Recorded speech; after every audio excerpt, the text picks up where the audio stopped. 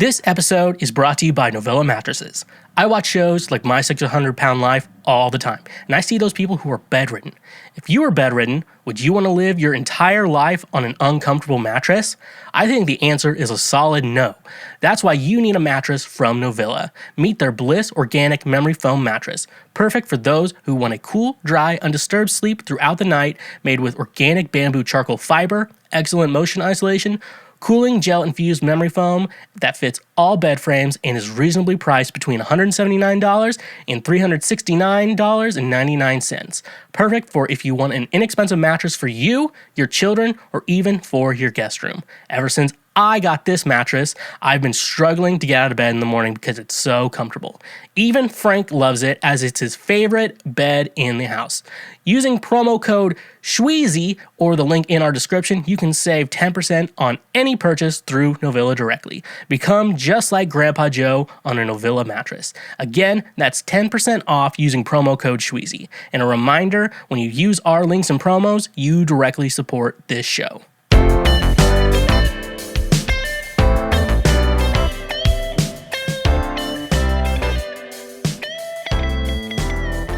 Hello, once and for all. Hello, my fellow Schwoke Lords. What is up? Welcome to yet another episode of Cancel Schweezy. Our best episode ever. Our last episode ever of 2021. We are getting ready to end this year with the blast. If the green screen's all working correctly, you're seeing fireworks behind me for the video watchers. And if you're not a video watcher, you are hearing the sound of my voice, which is that, and you're about to hear Ed Asner. That's my hole. That's where it spits. So welcome to the show today, once and for all, our last episode of the year. Finished off our Christmas series. We're on to our last episode of the year series, which is just this episode. There's going to be no other It's going to be no other ones. It's just going to be this. So thank you so much. You're here at the show, and I welcome you. Cancel Schweezy, for those of you who don't know, is the podcast where we're just built a little bit different. We're built different, and that's a fact. That's something you need to keep in mind. Something now and forever and always. And don't come at me, bro. Pretty bold of you little fucks to assume that I'm not God. So welcome to the show today. Thank you so much. We're built different here. This show, we are built different. So, welcome to the show. First off, I just wanted to say, go check out my music out on Spotify, Apple Music, Tidal, Deezer, wherever you are streaming music these days. I will be there. I'll be there. Great way to let me know. Thank you for being a friend. I just want you to go check that out. I work really hard on the music, and I just want you to know that I am here for you. For whatever you do and whenever you do it, and the music that will make you into a proper woman. Let's go full throttle. Or feel like a woman, a real woman. I just want to make you feel like a real woman when you listen to the show. So go check it out. It's all under Schweezy. Other stuff, you can always go check me out on social media. That's at TheSchweezy, at TheSchweezy. So it's two words, the, and then Schweezy, my name. Go check that out. Follow me everywhere. That is Instagram, that is Twitter, that is Facebook, and TikTok, and other places, I think. But those are the ones I'm using mostly these days. I've been trying to use a lot more TikTok. TikTok on the clock, because the party don't stop. I'm hearing planes fly over me. It's so fucking hot right now. And I was like, I don't want to turn on the AC, but I don't want to do anything. Hopefully, like the fan noise. I'm not hearing it through the mic right now. Not hearing it that much, not more than usual, but hopefully that I have to have it on, so hopefully it doesn't interfere with your podcast experience with the mic. You're not going to see it. It's going to be out of frame with the power of green screen. So yeah, no, I think it's going to be great. You can always go check out my music and social media, and on I stream on Twitch. I think I'm going to not do it tomorrow as this episode's coming out, but hopefully be back soon. And all of that. What we will do is I usually just play video games and stuff like that. It's been a lot of fun, and I hope you enjoy me. Sometimes I get the boys on here, and we go full throttle. Feel like a woman, a real woman. And I pressed the wrong one. Let's go full throttle. We go full throttle on it, so you can get that. If you have a Amazon Prime account, you can connect it to your Twitch account. You get a Twitch Prime, one free subscribe, different from the follows. Follows are free like every social media site. Subscribes help financially support your favorite streamer, and so why not help out Daddy? And dog is running around here. Frank, down, Frank. Yeah, and so that. And you can also financially help support me on Patreon. Doing that. I'm going to believe I'm setting up some new things with how I'm going to run the Patreon. But anything you do over there is a great way to say thank you for being a friend and like that. But also, you can do all the free shit. Free shit being including if you're watching the show on YouTube, you get a look at my beautiful, beautiful face. You know, I'm peak fitness, peak beauty. And like I said, we're built different here. I'm built different. And if you don't, no one gets that reference. Some people get it. I think mine might be slightly different from everyone else. There's this guy who like cracks an egg with his biceps on the internet, and he's like, I'm built different. And I'm not trying to offend anyone here, but the smallest woman I have ever seen as an adult, not a child, as an adult, does the same exact thing, but like she's like noticeably small. No shame in that. I'm just saying. She was also built different. So we're all built different. That's everything. So, like you said, you can go like the show on YouTube, subscribe to the show. We post our highlights frequently. With the highlights, obviously, one great thing you can do, just if you don't want to watch this full show or listen to it, maybe you're on drive right now, and you're like, I'm going to check this out for the first time. And I'm like, well, maybe I just want little bits and pieces of it. The highlights are a great way for that. And if you want to share it with a friend, be like, yeah, you should go check out this guy. He is so fucking handsome. And he deserves your love. And so, yeah, that's a great way to do that. If you're obviously on the audio platforms, what you can go ahead, go and do is subscribe to the show, obviously, wherever you're streaming this at. That's pretty easy. It just notifies you anytime I go live with a new episode. And leave a review. Obviously, just write some words down. Tell me what you think. Tell me your thoughts on the words. And obviously a 5, 4, 3, 2-star 1 rating. That'd be really appreciated. Helps us know what we need to do and how we need to do it, and how we can be built different than everyone else in this world. So, yeah. Come on, Mark. Don't be stingy. So yeah, I think that's all I have to say. So go check that out. Be cool. Don't be stingy. Come on, Mark. Don't be stingy. Now let's get into the show. Like I said, this is our last episode of 2021. So I got some wine here. And to that, let's start off this episode right. Here's to feeling good all the time. Damn it, when I say that, I want to chug it, but I don't want to chug this. I want to subtly drink this throughout the episode. And I think that's going to be the thing I'm going to do. I'm going to subtly drink this throughout the episode, mainly because I'm built different. We're trying to enjoy this today, folks. We're trying to enjoy this. I'm built different. And so I haven't drank in a while.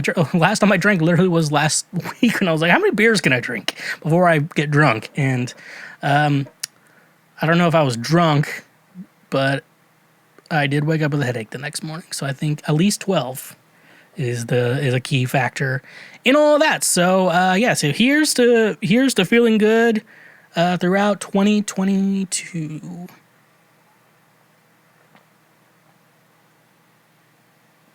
Looks like I ended up chugging it. All right. So anyways, let's get into previous week right now. What is previous week right now? What am I saying? And why does my voice sound like so hoarse? Or maybe it's just me. Maybe I always talk like this and I just now notice it.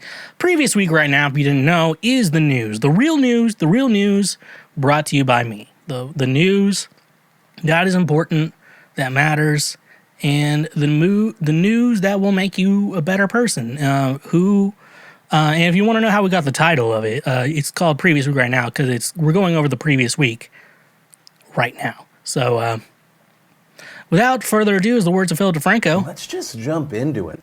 So, anyways, this is from Design Boom, trusty source.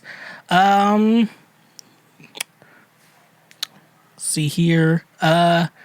New study suggests that investing in Legos is more profitable than gold. It's from Design Boom. Toys prove to be better investments than gold. To anyone who thinks that Legos are just toys for kids, God damn it, Frank, shut the fuck up. All right, we're starting over. Frank, shut up. Okay, we're going to start this over, folks. I'm not going to edit it out. New study suggests investing in Legos is more profitable than gold. Toys prove to be better investments than gold. To anyone who thinks that Legos are just toys for kids, think again. A new study has found that investing in these plastic blocks will bring greater profits than if you had put them put the same money into gold. In fact, according to researchers at the Higher School of Economy, HSE, in Moscow, prices of retired Lego sets grow by at least 11% annually, which is higher than the average returns provided by gold and larger stocks. Legos profit more than stock bonds and collectibles.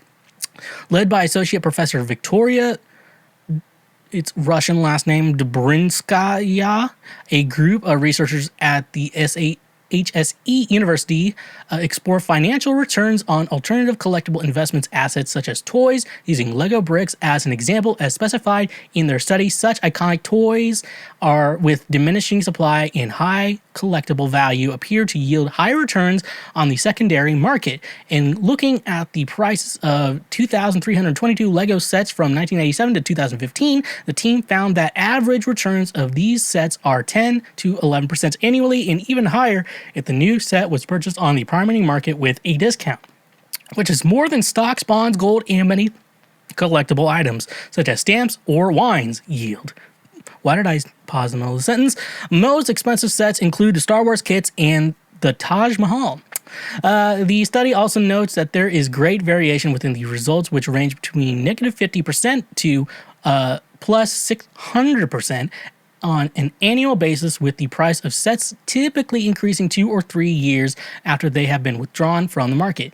In addition, according to the researchers, the rate of small or very large sets will grow faster than medium-sized ones. The sets that see the biggest growth in value on the secondary market are thematic ones related to famous architecture, popular TV series and movies, or holidays. In fact, the most expensive sets include the Millennium Falcon, Death Star 2, and the Imperial Star Destroyer from Star Wars, the Cafe on the Corner, and the Taj Mahal. Okay, so the Taj Mahal one, that one is just random, but I guess you gotta think, well, Legos, you know, they don't discriminate, Legos. Legos don't discriminate between the sinners and the saints. They take and they take and they take. But also, another thought with that is, though, I mean, Taj Mahal, that's in India. I hope I'm right when I say it's in India. Someone's gonna be on my case and be like, it's wrong. It's wrong, and I'm like, oh, sorry, I offended someone. I think it's in India, though. But also think about, like, I don't want to build a Lego set of the White House, but I guess the Taj Mahal is better than the White House. Let's just be honest, it's better than the White House. I mean, I don't know much about the White House, but it's like half where someone lives and half tourists and then other stuff. So like that. But no, I get the Star Wars stuff. I'm like, I'd love a Lego Millennium Falcon and stuff like that. You know, me and my brother played with Legos a lot as a kid, but what we would end up doing is we would, like, eventually just tear it. We wouldn't actually build them. We'd just, like, try to build our own monsters and creation out of them. And I know a friend of the show, Josh Casey, he, back when he was a sermon guy, he did a sermon on, like, how, like, you could build it from the set, and then my son built this, and I like this, too. But also what your son builds, Josh, as much as I love your son, no homo. Why would I say that about a child? What's wrong with me? Why did I say no homo about a child? Anyways, though, what your child makes is not going to be as much money as this. That's just a fact, and that's the way it is. Congratulations. You played yourself. So yeah, no, I think, you know, that makes a lot of sense. It's, you know, with like Lego sets, I guess Lego's been around for such a long time that I guess Legos, like, especially like sets, and you have the perfect set, is definitely something that can be somewhat valuable. I guess it just makes sense. It's surprising that it's held its value for so much time. The trick is, I want to know here, so say I get a time machine, go back to the 80s, I buy a Lego set of the Death Star, Millennium Falcon, yada, yada, yada, and I decide to, you know, with that in mind, I decide, you know, bring it back here. What would be the better option? Should I finish building the Millennium Falcon or the Death Star, or should I just keep it in the box, keep it mint and fresh? That's always like a weird thing with items, though, because in my mind, you know, with like records and, you know, other video games and stuff like that, in my mind, it's like they're meant to be played. That's the thing. They're meant to be played. And, you know, now that we're in, like, more, like, video games are now, like, discs or cartridges, if you're talking about Nintendo Switch, I don't know how long it's going to take for that shit to deteriorate, you know. I know apparently CDs do deteriorate, but I think it's going to be a little bit longer, and people are so smart with technology. And we're getting to a point where it's like, I don't know, CDs take, but I guess if you take care of shit, it does. So My big question here is, and you can leave it in the comments if you have a question on anything. Would it be more worthwhile with these Lego kits to leave them in the box unbuilt or build them yourself and then sell them? That's the question I have.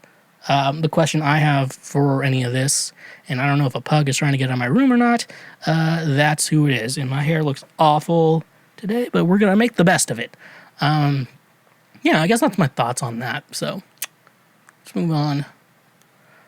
It's from Stylecaster. Miley just hinted Pete should have been dating her instead. Here's how Kim reacted.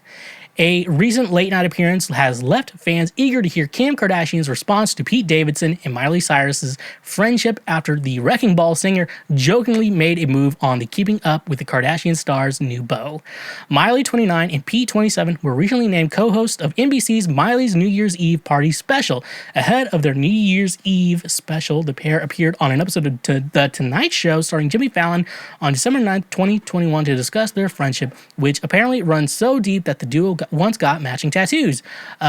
During their appearance, Miley devoted a rendition of Yvonne Fair's It Should Have Been Me to Pete. Pete Davidson, this song is for you, she told the comedian, before referencing his relationship with Kim Kardashian. When I saw those photos, this is what I played. It should have been me, Miley saying, before changing up the original lyrics in the Lamborghini leaving that nice-ass restaurant. Why did they censored ass in this? I want to watch a movie in frickin' Staten Island. She teased seemingly referred to Pete's date with Kim in recent weeks. The King of Staten Island star, for his part, was cracking up at the performance. But what does Kim make of Miley's flirting song? Well, it seems that for now, the Keeping Up with the Kardashians alum is fine with Pete and Miley's friendship. The Skims founder, why are they referencing everything Kim has done? Founder 41 took to Instagram shortly after the pair's appearance to like Miley post promoting the pair's New Year's Eve special, Big Debut Energy. Miley captioned a photo of herself in the SNL star. Pete and I are official co-hosts, that is. So we have a lot of thoughts that can go on here. Here's the big thing, I think, and so we've all debated this, and we were all wanting to know, why are so many hotties into Pete Davidson? I figured it out, folks. I figured it out. Pete has that bad boy energy, and he's also has that goofy energy at the same time, and he's also a safe guy as well. You're not worried about this guy hurting you or anything. And he's just not. He's just a generally nice guy. And I know some people are don't like him or whatever. I generally think he's a nice guy. He's funny. He's safe, and he also has a bad boy energy. That's why women like him. That's what I've determined. And I like Pete Davidson. I'm going to be honest. He's funny. He's made me laugh multiple times. He had a recent stand-up special. It's Alive from Saturday night. I think it was on Netflix or whatever. It was pretty good. And he went over his relationship with Ariana, and it's really nice because you think of two stars talking about each other like that. Pete's a lot more of a star than most comedians these days. He's kind of in a different atmosphere. God, that took me so long to say. Than most stand-up comedians these days. And he's doing a lot of stand-up and stuff like that, but he's also doing SNL, which is really making him popular, and he's doing movies too. So he's out there. He's out there and he's making it. So that's kind of what I think about him. In regards to that, so that's just weird. I've heard a lot of rumors that his relationship with Kim is a publicity stunt. One thing is, because in the celebrity world, as they have it, with Pete, Pete's he does drugs, alcohol, he likes to indulge. He likes to indulge in shit, where Kim's not really that kind of person. And so when two people date each other in these worlds, it's it's a little different, This is the type of guy you get. So why would they date? Because you kind of have to, even if you're not a heavy drinker or heavy drug user or whatever, you do that, you kind of have to match the energy of your friend. So a lot of people are very sober. I had a problem for a bit and I got over it. Where Pete kind of did, but I guess he's just he's smoking a lot of weed, and I guess that's fine. But and then Kim's just not like that at all. She's very, more of a sober, maybe has a glass of wine. I don't know. Am I supposed to be Kim Kardashian's best friend? Yes. Do I know everything? No. But no, it's weird. If what is this? What is this love triangle? I'm interested in it. We're going to keep covering it until it ends. I'm going to cover this on the show. That's a fact. And This is the type of guy you get. we're going to keep covering this on the show. That's a fact. But as for like what it is, I don't know. What should we do? What are your thoughts? What are your thoughts on this in the world? I want to know. This one is going to require another drink. So I'm just going to pour like a half glass. So here's to feeling good all the time, which means I'm drinking for the audio only folks, but for the YouTube folks, you probably know what's going on. And I hope the compressor understands the whispering. And also, is this like a good ASMR? I know I can do ASMR perfectly. The door's not closed. I don't know why Frank is barking, but can I do ASMR properly? Shut the fuck up, Frank. I wish you to do this. Frank, shut up. Shut up, Frank. Anyways, though, here's the feeling good all the time. So now we're whispering. Anyways.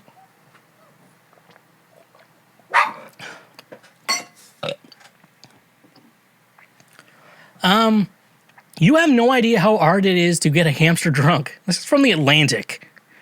That's the big question here. Why is this from the Atlantic?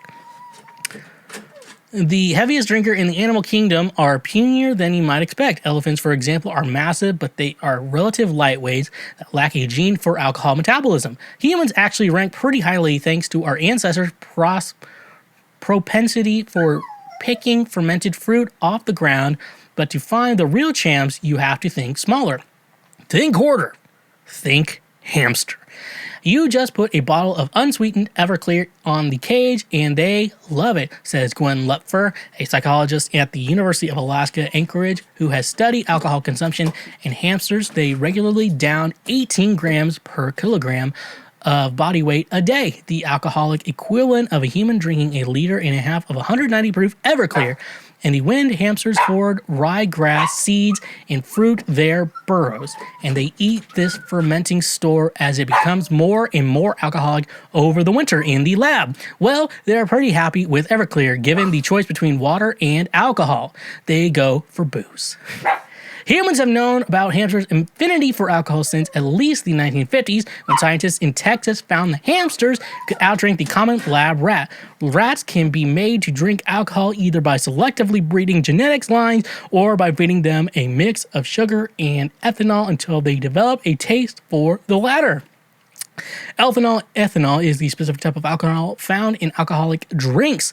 But with hamsters, you could take a hamster right from the pet store and give it grain alcohol, says Danielle Golick, an addiction researcher at the University of Florida. It would happily drink, and they can drink a lot before getting drunk. When Lupfer was studying dwarf hamsters, she and her students rated the animal drunkenness on a literal wobbling scale. They scored the hamsters from 0 for no visible wobbling to 4 for falling onto side and does not right self. They had previously unsuccessful tried to track the hamsters walking by dipping their paws in watercolor.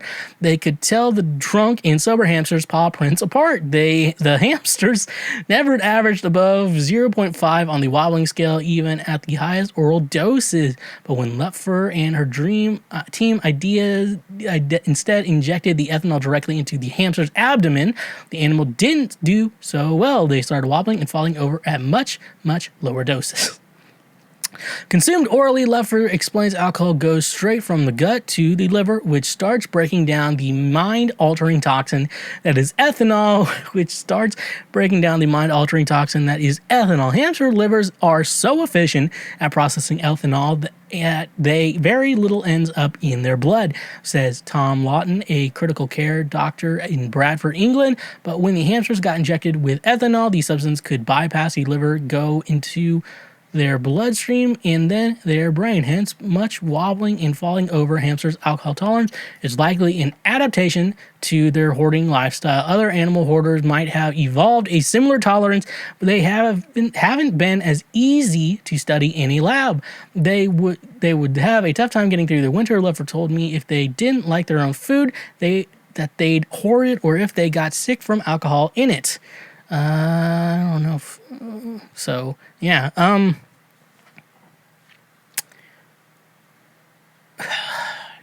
you know, some scientists are trying to cure diseases like Omicron, COVID, cancer. It's that. Like, some scientists are trying to cure that shit, which is amendable. And then there's some scientists who are just like, let's get this fucking hamster drunk.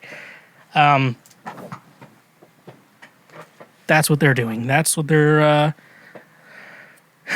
doing. So, yeah. I don't know how much I have to say on this. Why did I choose this article? Because it was funny, and then, like, I feel like I was zoning out when I was reading it. Like, why? I don't know what to do. I'm gonna be honest. I don't know why I pulled this. Because I've been trying to pull things. I'm just like, here's something I have to say on this, and then I just pulled nothing. I just literally pulled nothing. And yeah. Should I be joking at a time like this? I want to help to leave this world better than I found it. Okay. Let's go into our last article because I actually do have something to say on this. Don't Weigh Me cards aim to reduce stress at the doctor's office. CNN Health, a body positivity website, has created free Don't Weigh Me cards for patients who find stepping on the scale at the doctor's office stressful. The cards, created by California-based morelove.org, are available for free to individuals, excluding the cost of postage. There is also the optional for businesses to purchase the cards at $35 per 100 cards. The cards read, "Please don't weigh me unless it's really," in parentheses, "medically necessary," adding, "If you really need my weight, please tell me why so that I can give you my informed consent as shown in photographs on more./love.org. On the other side of the card is a list of reasons why it may not be medically necessary to weigh a patient. Most health conditions can be addressed without knowing my weight is one reason, and I pursue healthy behaviors regardless of my weight status is another. Morelove.org was founded in 2016 by Jenny Jones, according to its website, and describes itself as an online resource that empowers parents to raise kids who are free from body hate, disordered eating, and eating disorders. That group supports at healthy at every size philosophy. Did I lose my spot? Based around the assumption that the current practice of linking weight to health using BMI, body mass index, as standards is based and unhelpful. Because we live in a fat-phobic society, being weighed and talking about weight causes feelings of stress and shame, the website states. Many people feel anxiety about seeing the doctor and will avoid going to the doctor in order to avoid the scales. We want you to be supported in requesting healthcare that is free of weight bias, the website reads. The point is that it's an informed choice that we get to make. We don't have to step on the scale just because someone tells us to. Cards for parents, which ask medical professionals not to talk about their children's weight, are also available. So, I have a lot of things to say about this. I'm going to start with everything. I'm definitely not someone who believes everyone needs to be a health nut and everything, but I'm so against the healthy at every size thing, because let's be honest, you can't be healthy at every size. And before you go into me saying anything, being like, call me a fat phobic or whatever, I don't think being necessarily super skinny or like a supermodel skinny or like these celebrity skinnies that you do see is healthy either. That's not healthy at every size either. I honestly think there's a lot more people who are like anorexic, have eating disorders out there than we seem to realize, and that's not good either. I don't think having an eating disorder is good, and I don't think overeating is good either. Now, I tend to fall on the overeating side of this. I'm not on the anorexic side, so I'm not here to talk about like eating disorders and shit like that. I'm more on the line of talking to you about, this, probably on the fat side of things, because I'm not the skinniest person in the world. I'm the first one to admit that. But also, I have tried to lose weight. Like, my neck is now visible. It used to not be. And, at one point I was like, just so bad. Like, I just ballooned up way too much, and that was really bad. So, like, that's kind of where I am before here. But healthy at all sizes is just, it's a terrible thing, because if you've watched a single episode of My 600 Pound Life, you know, you can at least tell on that, healthy at any size is not good. We don't talk about like with the super skinny people who have eating disorders, you know, these celebrities or whatever. We don't talk about them, but it's pretty easy to notice in the really fat people. And, you know, sometimes eating is hard. You know, some people are like, I like to eat 3 pizzas instead of drinking a lot, which, respect to them. Honestly, if they went to drinking, they'd be a little bit fatter. Let's be honest with you. I notice when I drink a lot more, which I'm trying to cut down, I'm just drinking during the show. Calm your fucking tits. This is the type of guy you get. So let's go full throttle. I like how he had the air horn too. So yeah, no, it's really, so we have to agree that healthy at any size is not the proper term we want to do. It's more there, but body acceptance, I can get on board with that to an extent in my mind. So in my mind, you know, so it's like we don't go do a good job at explaining what is a healthy body. We don't look at what a healthy body is. Like, you see guys with like 6-packs and shit. Like, that's not a healthy body. Like, they spend their entire lives focusing on making their body look like that. Like, that's their life goal. Even if like they have a day job or shit, like that's their hobby, is making their body look like that. Not everyone can do that. Like, you can work out every day, try to keep yourself healthy, but you know, unless you work out like 3 to 5 hours a day, you're not gonna really look like that. However, though, like, you should be mindful of what you're eating and shit like that. And that's where we get into this idea. I saw a TikTok about this, how like this woman was like, I don't want to be weighed at the doctor's. So here's what I have to say about that. You know, you don't want to be fat shamed by your doctor, which I get. If you're in the United States, you get that, because you know, the world is slowly starting to realize that we're out of our fucking minds, because we don't have, when like healthcare is so expensive, like you have a hard time trusting someone who you're consulting with, who is so expensive. Like, it's, you know, just it be like that sometimes. So like that's why people are so mistrusting of doctors and shit in the US. And like, I get it, but like, I don't believe but I've like worked in jobs that are like trying to do billing for healthcare. The doctors aren't the ones trying to like rip you off and take your money. It's the hospital itself. Maybe go to like a locally owned, you know, probably like a self-owned business. They're probably going to be the better ones in regards to this and helping you, in regards to not charging you a fortune and not trying to get the most money out of you as you possibly can.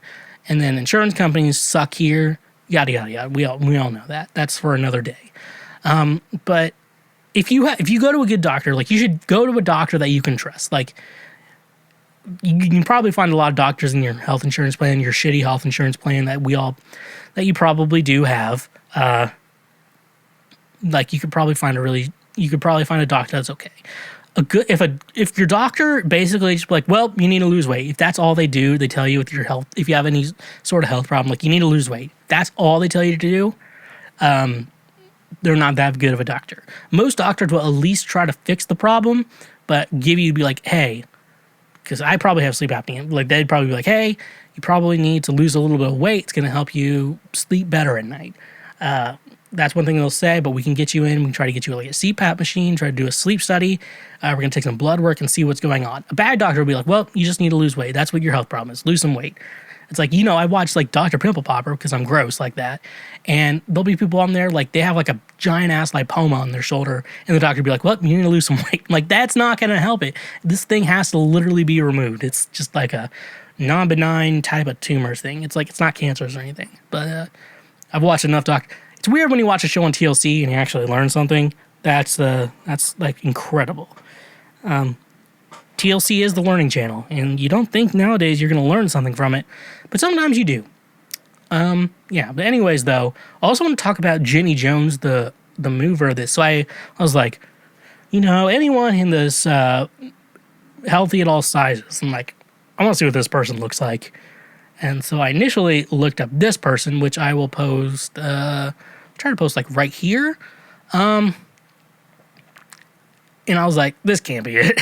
And then I was like, oh, this is an actress who has the same name. So then Now that's gone away. Then I found the real Jane Jones, who looks like this. Who I'm really surprised is not morbidly obese. May have a few pounds on her, but I'm not one to judge on that because I got a few pounds on me. And so yeah, I'm not sure. I thought that was funny. I just wanted to look at her. For the video watchers, you might be able to see her. If not, you're gonna have a hard time finding what Jane Jones looks like. So, anyways, though, healthy at all sizes is bad. We need to understand what an actual healthy body looks like. And please, if you're going to a doctor you trust, just let them weigh you. They're not fat shaming you. All they're trying to do is help you be healthy. If they're a good doctor, all they're trying to do is help you be healthy. You could argue with me on the healthy at any size or body positivity stuff all day you want. It's okay. But when it comes to the doctor, I am very stern on that. If you're going to a good doctor, let them weigh you. They're just trying to help you be healthy. And if they're good, they'll do blood tests and see if there's anything wrong. And they'll advise you, like, you really need to lose some weight. And they'll try to do that in the best way they can. So, yeah. Come on, Mark, don't be stingy. And yeah, I think that's what I have to say. Have you ever been hungry? I have. But did you know 40% of the food in the US goes uneaten and $218 billion in food is thrown away every year? When you're hungry, that information will turn you into a Kyle and punch a hole in the wall. But do not fear, my friends. Today's sponsor, Imperfect Foods, is here to save the day. Imperfect Foods is helping to prevent food waste, and so far their customers have saved 139 million pounds of food. They're affordable and convenient, making sustainability more accessible. What I love most is that they meet a lot of different dietary needs. In moments I'm stingy with my diet, I always go full throttle on a low-carb diet. They can even hook you up if you're vegan or vegetarian as well. Here is the best part. When you sign up using the link in our description, you can get an $80 credit. Holy shit. That is an incredible deal that you should be taking advantage of. So sign up for Imperfect Foods today, help stop food waste, and get an $80 credit. Remember, when you use our links and promos, you directly support this show. Are you a fat piece of shit who needs to get their life together? Do you want to look like me, the pinnacle of health and nutrition? Well, to be just like me, the greatest athlete of all time, you're going to need health supplements to get the most out of your workout.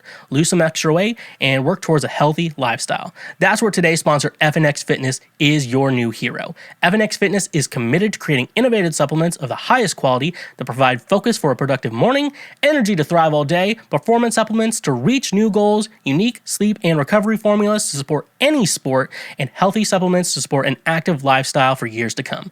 I also really enjoy their clothing line that makes you look good while working out as well. Another thing I love about FNX Fitness is that with every purchase, they donate a gallon of water to a child in need. Start working out smarter, not harder. By using the link in our description today, you can save 15% on your purchase. So go save 15% on some of the best supplements out there when using the link in our description. And remember, when you use our links, you directly support this show.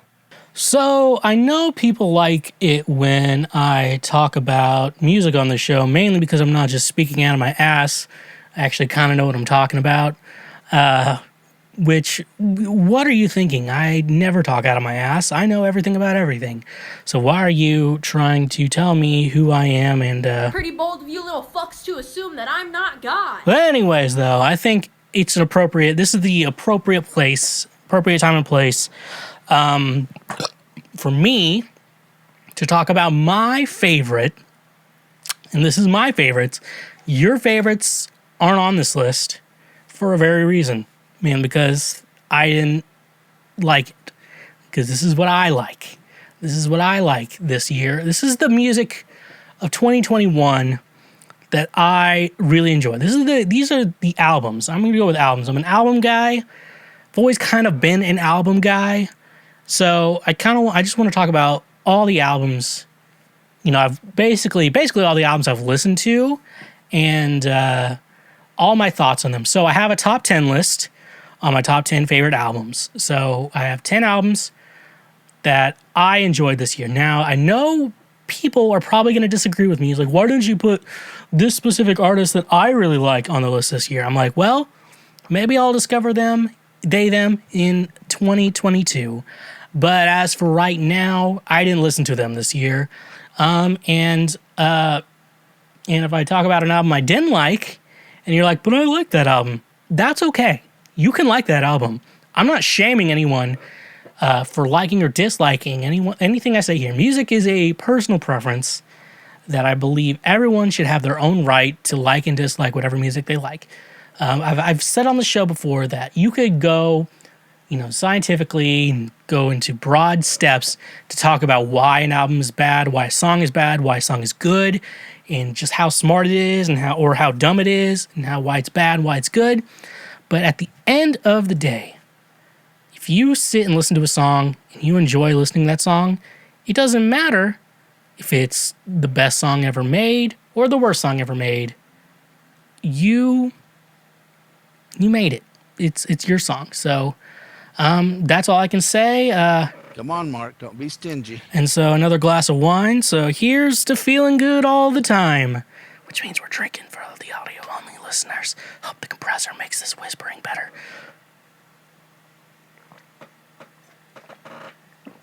And I chug the glass again. All right. So to start off my list, I want to start with the albums that sucked, but I wish didn't. If it did suck and I'm not mentioning it, there's a reason for that. Like Weezer's, every Weezer album, besides the Blue album, especially Pinkerton. Especially Pinkerton sucks. So I'm going to talk about the albums that sucked, but I just wish they would have been good albums. Like, my heart wants them to be good albums. First up, we have Bleachers, Take the Sadness Out of Saturday Night. Bleachers is one of my favorite bands. I think in regards to when Bleachers came on the scene, let's start out. Like, Steel Train was a great band when he collaborated with Nate Roos of The Format to create Fun. Incredible. Then Jack Antonoff started Bleachers, Strange Desire, just a phenomenal album that I can still just fucking dig to this day, and I just love the deep emotional type of stuff that it goes over. It gets to me. It truly is. It's just a great album. Then he released Gone Now. It just kind of piggybacked off of Strange Desire, but in a good way to make it new, with all these fresh new ideas in regards to what is Bleachers music. And so I just love Bleachers, and anytime they have a concert, I'm gonna make an attempt to go see them. This is the type of guy you're getting. This is the type of guy you get. But just when I listen to Take the Sadness Out of Saturday Night, it just sounded way too generic, and I wish it didn't sound so generic. Like, I could listen to this album front to back, and the only song that stands out to me is Chinatown. And the only reason why Chinatown stands out to me is because Bruce Springsteen features on it. Like, that's the only reason I'm like, oh, that's Bruce Springsteen's voice. Back to Jack Antonoff's voice. And there was this idea, like, Bleachers kind of started off as this idea where it was like this, like, obviously Jack Antonoff is from New Jersey, so New Jersey is always going to be kind of a part of this music, which is fine. I think, I love Springsteen. A lot of other artists from Jersey I definitely love.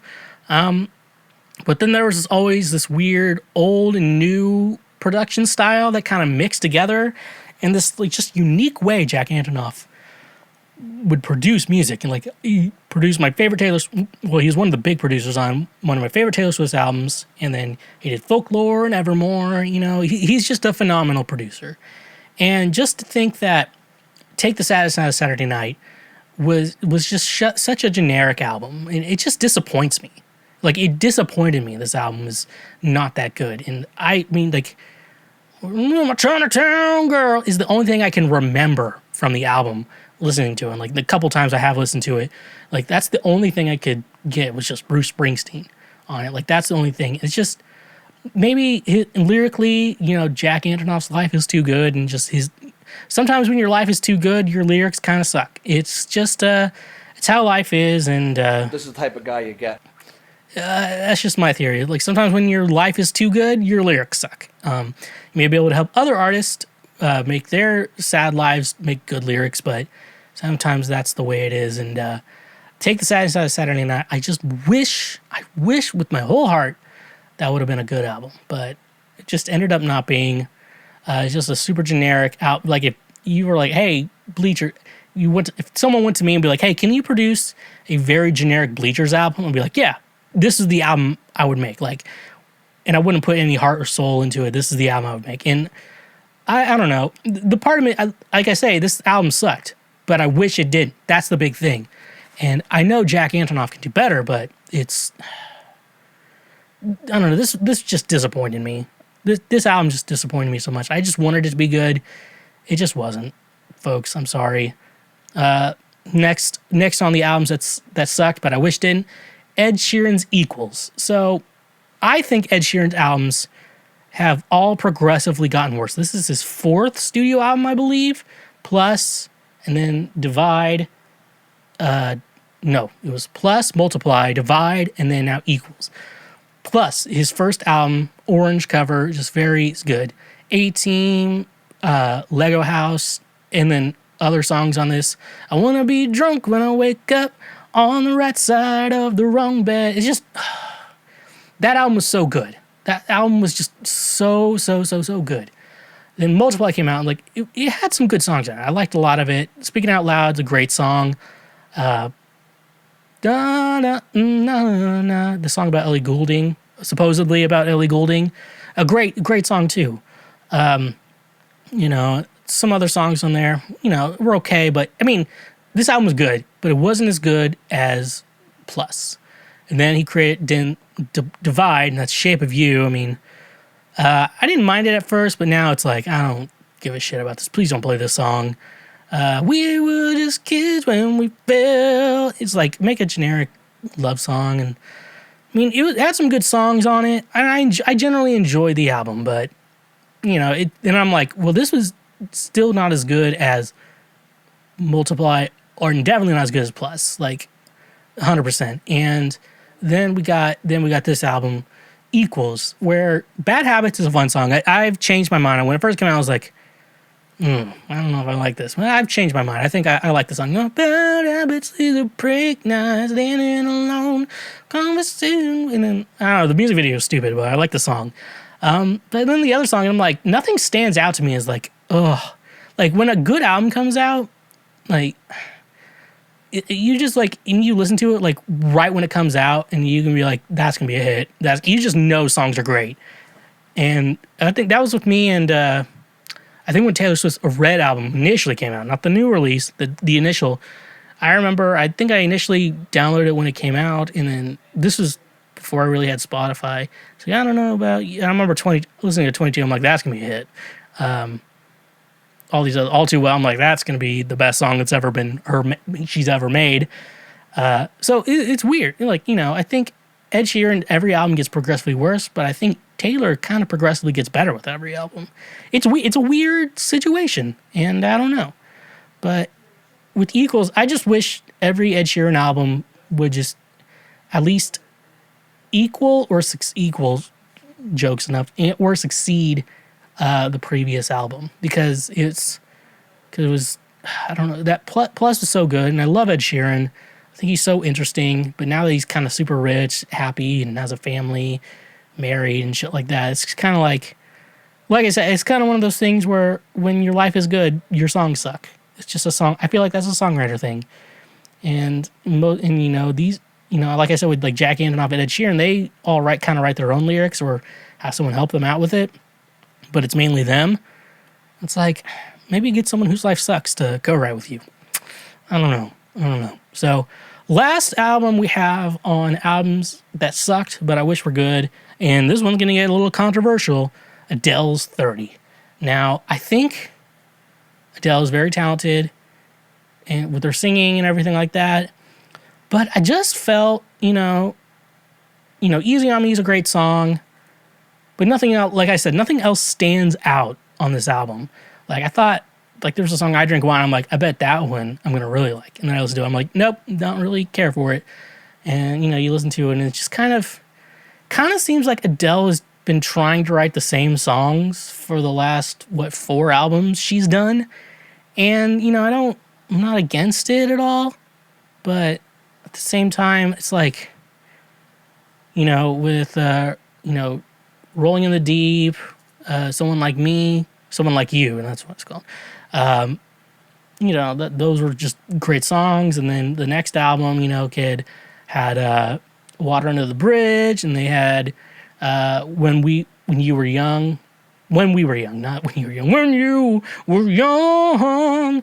All I Ask, you know, it just had it just finished it. And then I thought, with Adele going through a divorce, she was going to write some bangers, but it's like sad. It's sad music for someone who really isn't that sad. Like, I know she's upset with her divorce, and I'm not going to try to say anything about her feelings there, but I don't know. I think this is just her making the same album again, and without any standout hits. I don't know. If I was a record label person trying to think here, listen to a song and be like, I know what a hit sounds like. Listening to this album, I'm like, Easy on Me is good, but I don't hear any other hits. I don't know. And that's the thing. And I don't know. And I just think maybe the problem with this Adele album is that she's tried to make the same album again. And I don't think it works like that. So, yeah. So those are albums that sucked, but I wish were good. So now we're going to go into my top 10. I do have an honorable mention section we'll go into before we get to number 1. So without further ado, let's get into my favorite albums of 2021. First up, we got number 10, Lil Nas X, Montero. So when I initially thought of Lil Nas X, I always remember thinking it's funny, like when Old Town Road came out, and that was like his only really big hit, and then he kept releasing remixes of it, which, like, in the record of top song of all time or whatever record he has for that, shouldn't count because they count remixes and stuff like that, or new songs and new features and stuff like that, which shouldn't count. I don't think that should count. Like, Mariah Carey's All I Want for Christmas should still be up there because it was actual play sales or whatever. Shouldn't be with all these remixes. That's a problem that I could get into another time and make sure I script out what I have to say on that, because that would be a better option for the rest of the gang. Other than that, though, so yeah, he only had Old Town Road come out, and I was like, oh, I bet it's funny seeing Lil Nas X live playing Old Town Road for like 2 hours or whatever. Gonna take my horse to the Old Town Road. I'm gonna ride till I can't no more. It was really, really funny. And I was just curious. I'm like, after that, he had that smash hit song in 2019, Old Town Road. Just, I think about it. I'm like, where is his, you think about this kind of in your head, but unless you're obsessed with him, you're like, where does his career go from here? And that is where Montero, the album, and the song, but mostly the album, is making sense. So, obviously, first it came out, Call Me By Your Name. I think I've talked a little bit more about this on the show, but like mainly, like, he's giving the devil a lap dance in the song, and he's selling fake Nikes with blood in them, which, first of all, why would you just make it? You could be like, I'm selling shoes with fake blood in them or whatever. And I know you wanted to pretend to be Nike, so it'd be like a big brand, but that was just a dumb move. Someone should have been like, don't do that. Unless you'd be like, oh, we're selling this as a joke. This is a joke. We're not actually selling these. Yada, yada, yada. So, yeah, so I don't know. And then I get into, what would they call it? Industry Baby? That's what it's called, right? Yeah, Industry Baby, and I, listen to that song. That one's just like a classic. And then when Jack Harlow, and I relate to this 100%, honestly, when I say this, I send her back to her boyfriend with my handprints on her ass cheek. Perfect. The perfect line. I love that line so much, where it's like, it's kind of like, I hate saying the word alpha, but you know what I mean when I say alpha, and not like the Joe Rogan type of alpha or those guys. But it's like, I send her back with her boyfriend with my handprint on her ass. Like, I love that verse so much. I'm like, I wish, I wish I could have sang that verse. But also, I think maybe Jack Harlow wrote that verse. But I wish Lil Nas X wrote that verse and be like, Schweezy, I want you to sing it. Because I'm like, that is my style 100%. And that is something that we need to, I need to do. I like that. So yeah, I would say, so number 10, that's Montero by Lil Nas X. Call me by your name. So yeah, that's number 10. Let's move on to number 9. Number 9 being Hot Mulligan was their EP. I Won't Reach Out to You, which I know, do EPs count on this album review list? They do. So I discovered this band, I would say back in September, maybe August. And obviously I fell in love with them 100% very quickly. It's like this, it's like new pop punk music that old pop punk music fans would love. And I'm like, sign me up. I'm into this. The songs are great.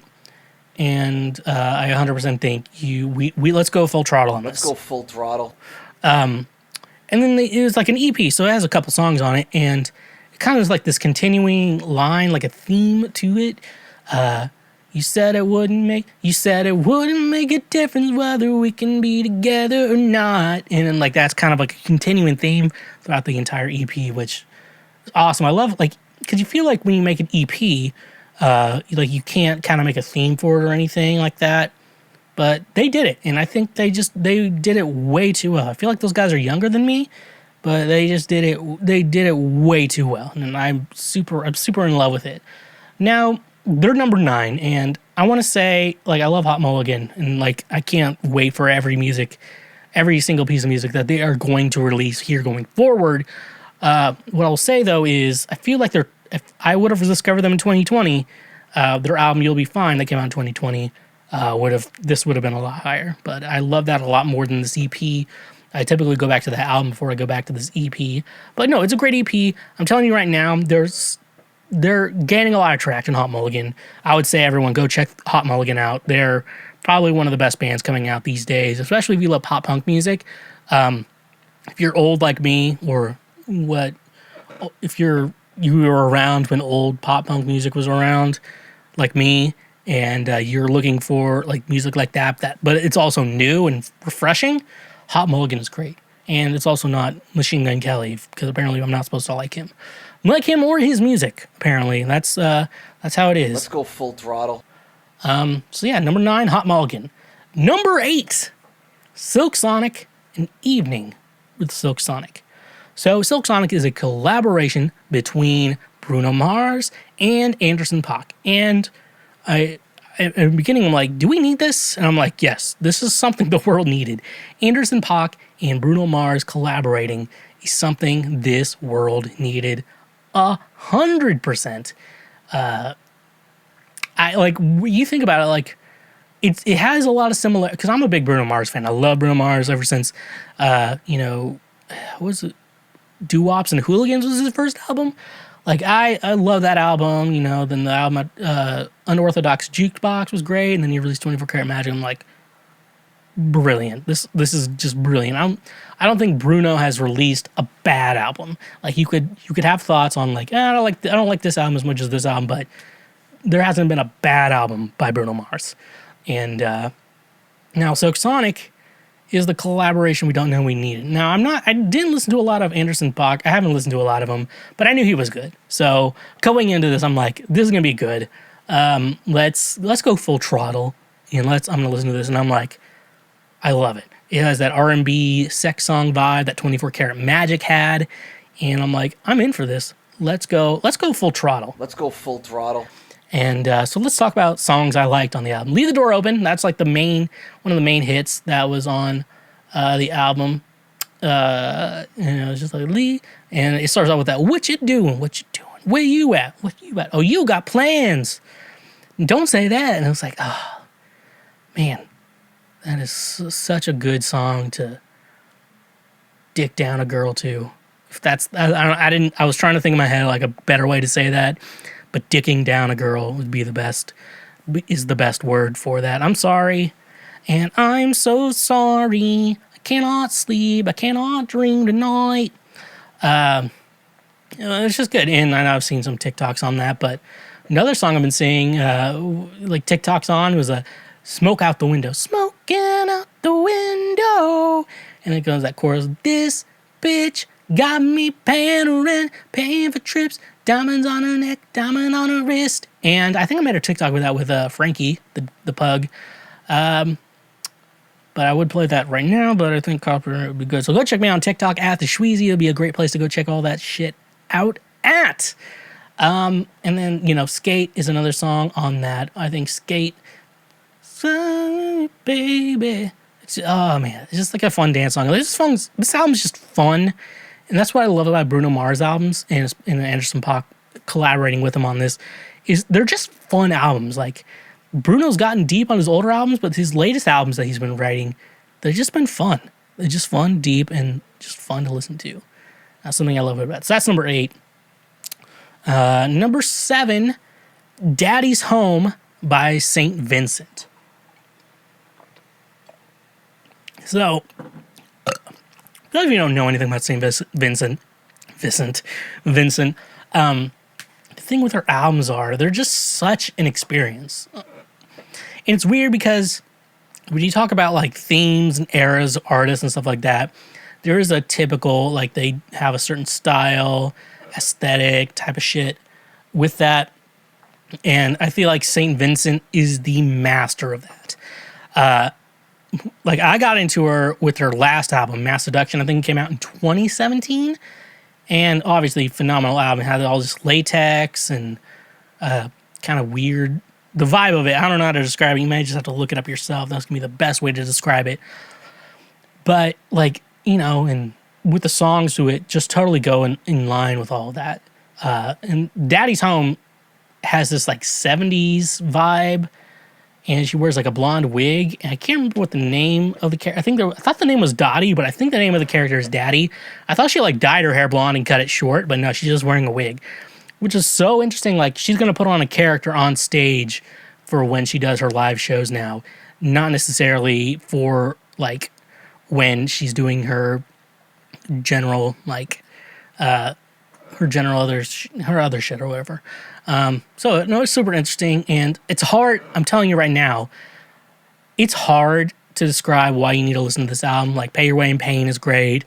And I mean, I could go on the other songs all day. It's hard to explain that to someone. Like you have to experience it. And I think that's something with St. Vincent that you have to do. You have to experience St. Vincent. You can't just listen to St. Vincent. Like I tried listening to her older stuff. Like I said, I didn't get into her until her album Mass Seduction in 2017. But then like I know she has a bunch of older albums, and it's hard to like, you know, go back to it. Like you can appreciate the albums and find the good songs there, but you just don't get what you need to get out of it because you weren't there to experience it during the album's run. So the album's still pretty young. I think it came out May, June. So you still have time to experience it and go full throttle. Let's go full throttle with this album. I'm telling you right now, there's something with St. Vincent. You have to be there to like it. And I love Daddy's Home. It's always like the synths are great. It's synths and guitars. When synths and guitars can mesh so perfectly, that is shit I love. Good synths and good guitars. And she's obviously an incredible guitar player. Like if she wasn't, she wouldn't have her own guitar with Ernie Ball. That makes it so you can play if you have boobs. And I know you're thinking like, oh, a girl's guitar finally. I'm like, maybe a fat guy guitar too. I don't know. So that's number 7. That is Daddy's Home. Number 6, Casey Musgraves' Star Crossed. Now, I didn't get into Casey Musgraves until early 2020 with her album Golden Hour. I'm like, okay, I'm finally into this. I finally get what everyone's talking about. And now I get it. Yeah, I get it. It's just good songs, good meaning. It has that, Golden Hour is like a mix of pop and country, which I really liked. But, and it had that, with country, good country music comes down to it. I know there's the industry today that's always trying to make like these, we got to make hits. And so we're trying to make pop country and shit. And Casey Musgraves technically could fall under pop country, but I kind of fall in the Dolly Parton style of 3 chords and a story type of situation. And I think with Casey Musgrave albums, they really do that. Star-Crossed is, I think, Casey's first go at a full-blown pop album, which I expected. I expected her to kind of hop into pop. So, obviously,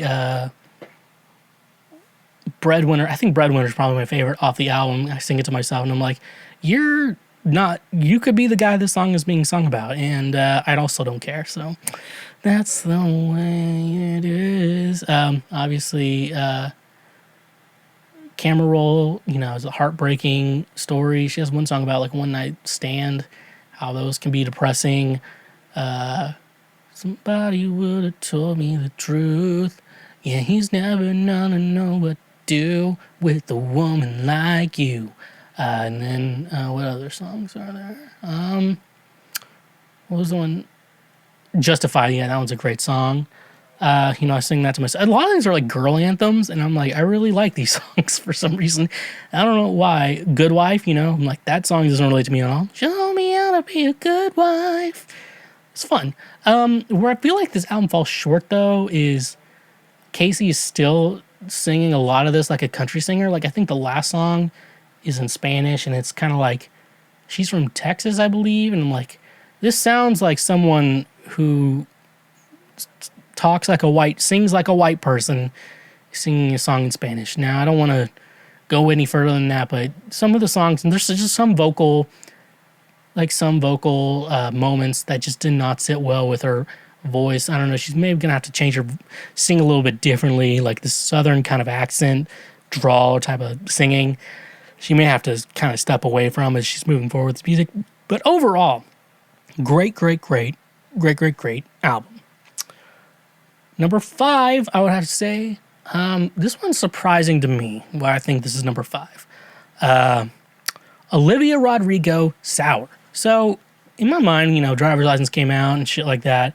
My mind just thinks like, I don't know, there's something in my mind that just doesn't want to do this to kids, make them go through the music industry. But obviously Olivia Rodrigo is like a Disney thing, so they play the cards right, and looks who became before them. Things can be a lot better. But I don't know. There's part of me that was just like, oh, I shouldn't like Olivia Rodrigo. And then I just listened to it and I liked Good For You and all that shit. So I know people are like, if you're stuck in middle school, this album's for you. And it's like, well, she's like 18, 19, 17. I don't know how old she is. Do you want her to write about her divorce or whatever? Like shit like that. People are like, well, it's written for girls in middle school. Girls in middle school or high school, I would say. But I like angsty music. That's the kind of guy I am. This is the type of guy you get. Someone would say. And I really like that. But, I like really angsty music, so, the kids make angsty music, I'm going to be into it.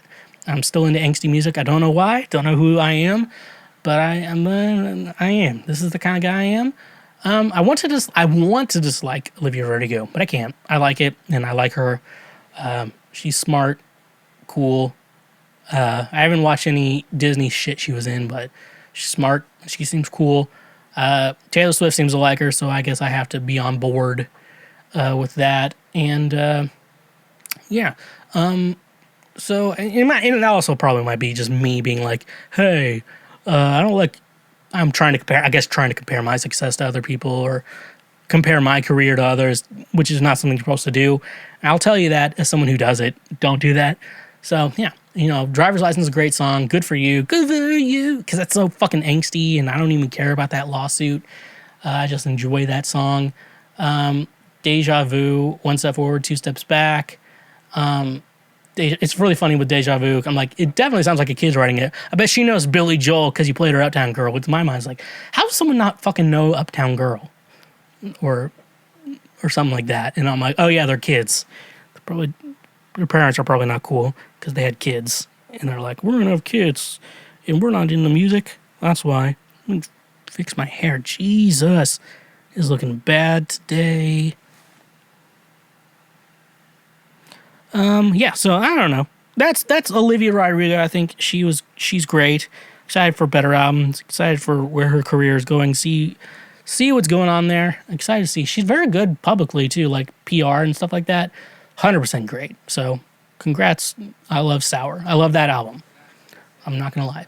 Number 4, we're getting into Lonely Like Me by Kevin. No, that's not Lonely Like Me. Keep Sleeping by Kevin Garrett. That's my number 4 album, which is technically an EP.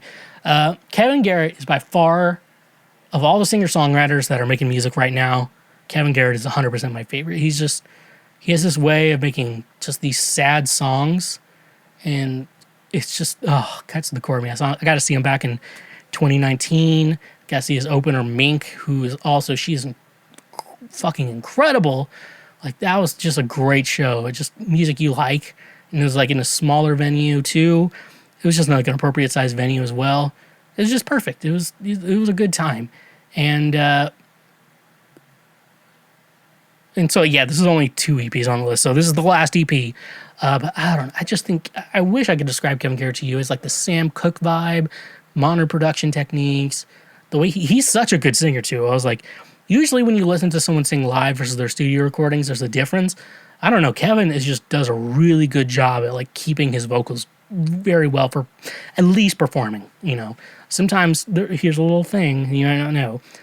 Some people aren't as good at live singing as they are studio, and sometimes in the studio, because autotune can only get you so far.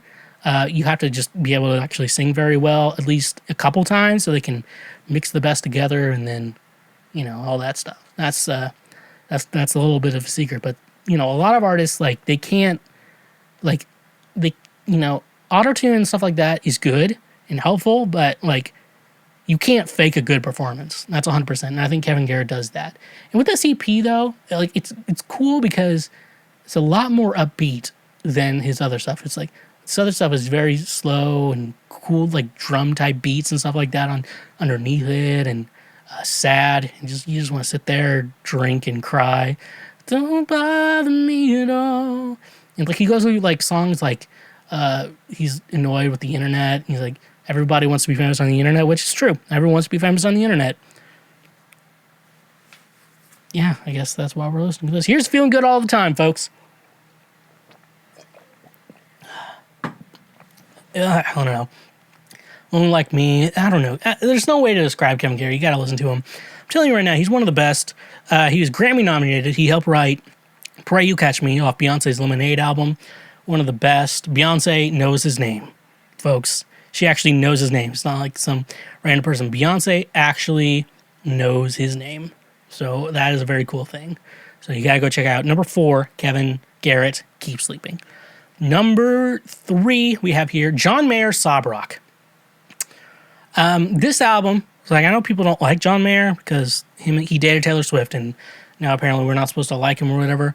But Sob Rock is a phenomenal album. I love it.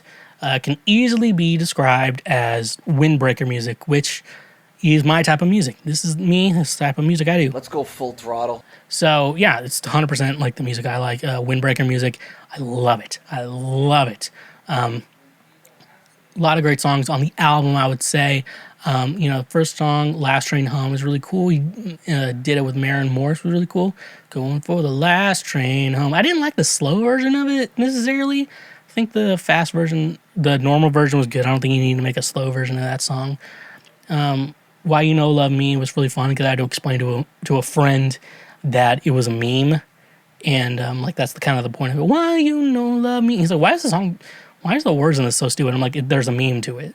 They're like, oh, get it. And I had to explain to him preach to him how memes aren't stupid. Memes are great. Memes are the only thing keeping society together right now. Even the bad ones are keeping society together. Shouldn't matter, but it does. Like, just think about people who hurt you. Women, specifically for me. Shouldn't matter, but it does. I'm like, oh, like, someone you could sing that to. But out of all of it, Shot in the Dark on the album. I'm going to say this right now, since we're not doing a song list. This is my favorite song of the year. Shot in the Dark. Only just a shot in the dark. It's about, like, being on a term where you and someone are, like, you still care about each other, but you decided that you should not be together. And, I don't know, it goes to the chorus. John Mayer's so good at, like, these, like, emotional, heart-wrenching lines that he gets in songs. Like, is the gate code still your birthday? I'm like, Jesus fucking Christ, John. Like, that is it. I don't know why that gets me. It's like you remember her birthday so much, and you remember her gate code to her apartment complex, and so you're at a point it's like, is the gate code still your birthday? So I can come over and see you right now? Like, in this sad attempt of desperation. I'm like, God damn, that song gets me. And like 7 other women, but they all were you. It's about talking to her in his dreams. I'm like, I have crazy dreams too, and some are just too real for me to even function correctly in the normal days. And so, it's just a great album, folks. It's windbreaker music, as I would like to say. So go check it out. All right, number 2, almost to number 1. Number 2, Bo Burnham's Inside. Yes, I'm counting this as an album. I know it was a Netflix special, but you could listen to the album on Spotify. I downloaded the album that I listened to too much. So if you're like a millennial and you don't appreciate this album, which means you're probably in the 1%, I don't know how you don't relate to this album. Like, I just don't know how any millennial does not relate to this album. Like, Bo Burnham's just a couple of years older than me, and it's hard. It's like he hit right to the core of someone. It just related to me so much. Someone with severe anxiety, going through a pandemic, thinking just the world's over, and just kind of wondering, where do I go from here? What am I supposed to fucking do with all this? So I had a hard time picking a favorite song off this album, but I have a couple I can talk about. Second track, Comedy, it was just like he talked about this, like, should I be joking at a time like this? Should I be doing this? I'm white and I'm here to save the day. How all these people, especially during the pandemic, or last year at least, during 2020 during the pandemic, how people were like, I'm going to be a social justice person. I'm going to educate myself and do it.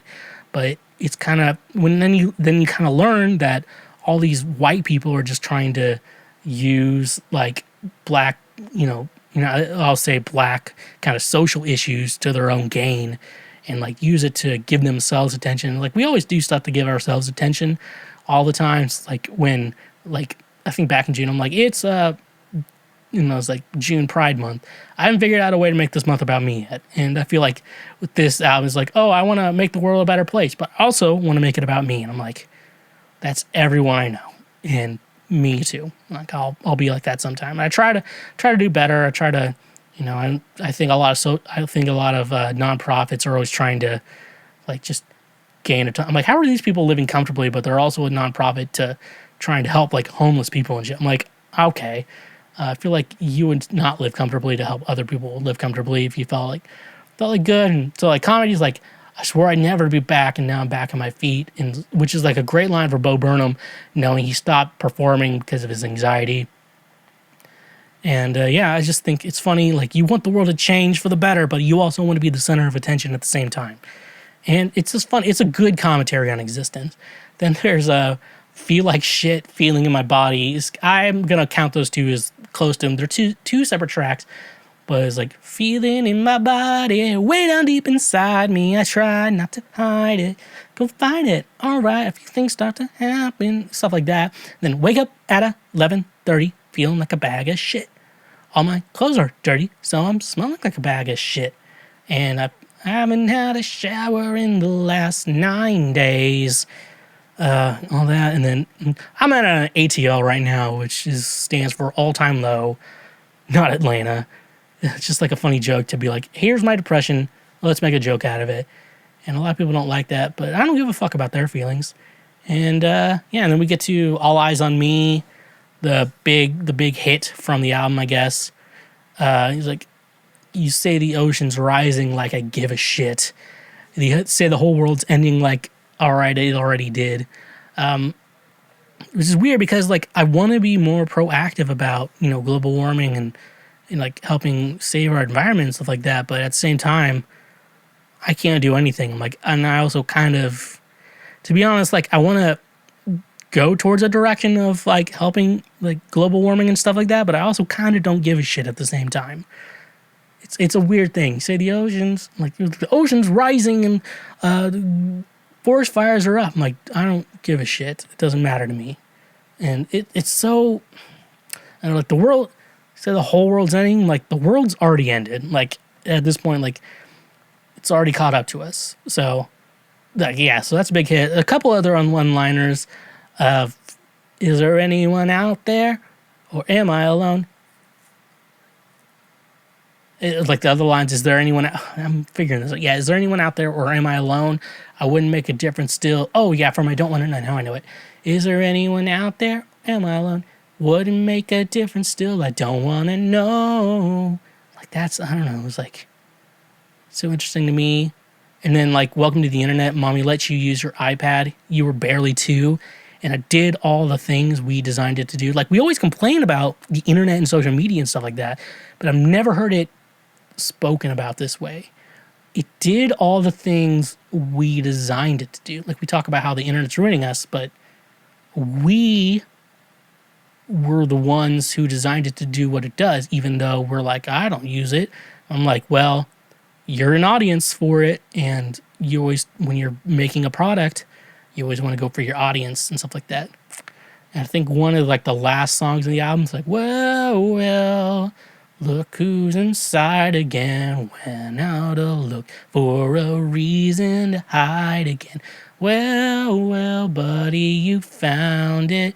Now come up with your hands up. We got you surrounded. And it's like, it's more like the ending of the album. I'm like, that's so interesting. Like you're going back to where you were, not knowing where, because you go back to where you were because you don't know where to go. And there's that funny feeling. It's like bad things happen again. Bad things keep happening over and over again. It just keeps happening. And like you don't know what to do. And that funny feeling.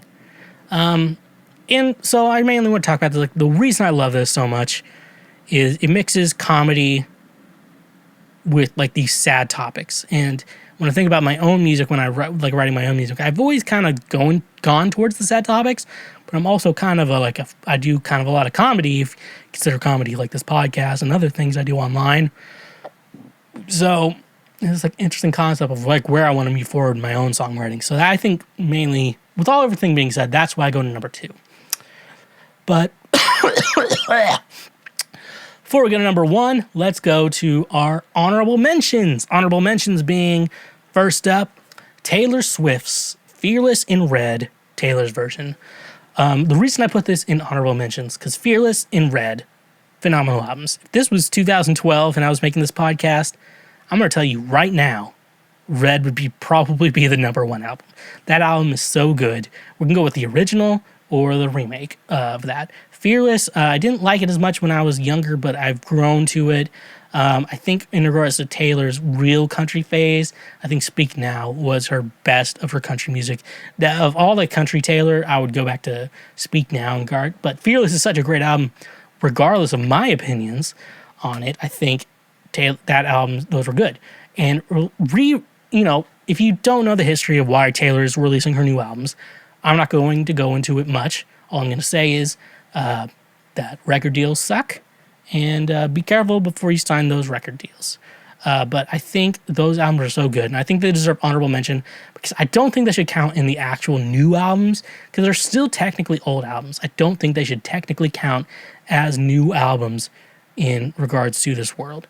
All I can say is, though, I think they should be honorably mentioned for the re-release and how Taylor did a good job re-releasing her new albums and putting new songs with it. Better Man, I'd learned that was apparently a song by another country group that I can't think of, the girl with the weird big hair, shit like that. But yeah, I think Taylor's album should be recognized for that. And the other album, those 2 albums should be recognized. And the last album that should be recognized is Schweezy, Ride or Die Volume 2. That's an album, an EP by me that should be recognized. I didn't want to put it on my top 10 list because I know that would be unbiased of me to do that. It'd be unethical for me to do that on my top 10 list. But I wanted to do it anyways because, mainly. Let's go full throttle. And I'm super proud of this EP. I started writing it in January and released it in June. I think it was the fastest turnaround I've ever done on anything I've ever released. And honestly, I want to say I don't want to release music that I don't like. I want to release music that I would actually listen to. And I find myself like, let me listen to this again. And I'm like, I like this. I'm glad I released it. I'm very proud of this release. And I'm very happy it's out there for you to stream on Spotify, Apple Music, Tidal, Deezer, wherever you stream your music at. But now that we've gone into the honorable mentions, let's go into my favorite album, number 1 of 2021. That is Harmony House by Dayglow. So I discovered Dayglow back in May or June of this year, And I swear, like, this album gets put on repeat nonstop. Like, it was hard to decide between this album and Inside, but this album probably has made more of an impact on me this year than any other album. It's like this, it's because what I love about music and the music I try to make and what I want to kind of, when I'm trying to move forward doing, is this kind of like dancey synth pop type stuff, but it's also has super sad lyrics. And that's why I absolutely love this album. Harmony House by Dayglow. Close to You is the obvious standout hit from the album. And it's just like the song, that's the first song I heard by Dayglow. And it's like trying to communicate your feelings. Communicate. I did say that right.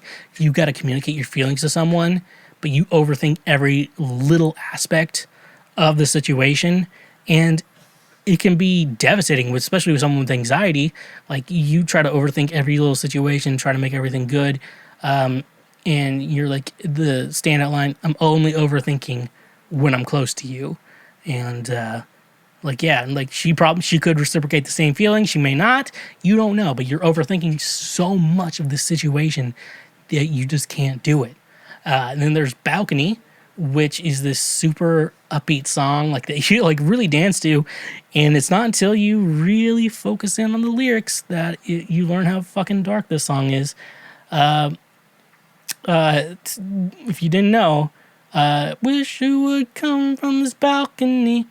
Like you asking someone to come down from a balcony to talk to you. It's about unaliving yourself, a friend who unalived themselves, and you wish you could have talked to them before you did that shit. And yeah, it's super dark when you really think about the lyrics, but I try not to think about those lyrics when I listen to this song. Wish you would have come from the balcony, like come down from this balcony.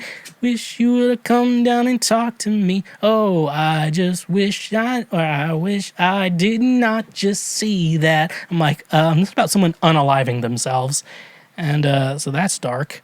It's a dark sentiment of a song to say. So yeah, that's a pretty. It's like a pretty dark song, and you don't really realize it. Like if you listen to this song, I can't play it for you right now because of YouTube copyright and everything, podcast copyrights. I know those exist too, but yeah, maybe listen to that song. Medicine is also another song I really love. It's like this song about not being enough for someone. So like you compare yourself to medicine, and when you think about medicine, it's something someone needs and they need to take it. You need to take your medicine and take it every day, especially for someone with anxiety who needs to take their meds. But yeah, it's comparing yourself to that, and then like you realizing you're not enough for someone. It's so weird. Last song I do want to talk about in this album is Crying on the Dance Floor. Song about falling apart at the wrong times. It's just it's incredible. Like, I'm crying on the, like when you see someone and like you realize you're not over them, like, oh, it's good. And portraying the situation of being like a dance floor, you're in a club or bar type of shit, and then like, oh, I'm crying on the, and like, oh, I'm falling apart right now in the worst situation of all time. Yeah. So, Harmony House by Dayglow. It's my favorite album of the year, and it's gotten sad me talking about it, but I love this album. I love all my top 10s. I love the honorable mentions. I wish I could love the bad albums too, but sometimes life be like that. Let's go full throttle. And you can't choose what artists make, but overall, I really liked a lot of this music in 2021, and I'm excited for 2022, see where we go from here in the world of music. You wouldn't download a car, so why should these random websites get your credit card information? The solution to that is today's sponsor, Privacy. Privacy is the first payment product that keeps your personal information private, while being even more convenient than using a physical payment card online. Privacy empowers you to protect your physical card information. Each merchant you share your card information with puts you more at risk to hackers or data breaches. Why not use a privacy card instead?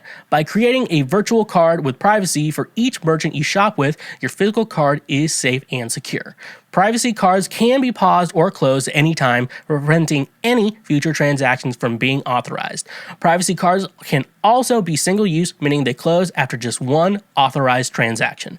One of my favorite ways to use privacy is for any service with a free trial that requires a credit card to sign up.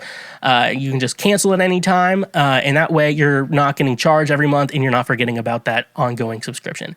But wait, there's more. By using the link in our description, you can get $5 to spend anywhere. That's money that you get to use. So start paying the smart way with privacy. And remember, when you use our links, you directly support this show. Do you ever just casually solve world hunger and think, I wish I could get alcohol delivered to me? Well, lucky for you, today's sponsor Drizly is here to the rescue. Drizly gets all your favorite beer, seltzer, wine, whiskey, and much more delivered directly to your home. With their easy-to-use mobile app, we are getting one step closer to never leaving our homes. You know it's saying something when it's being praised as the Amazon for liquor.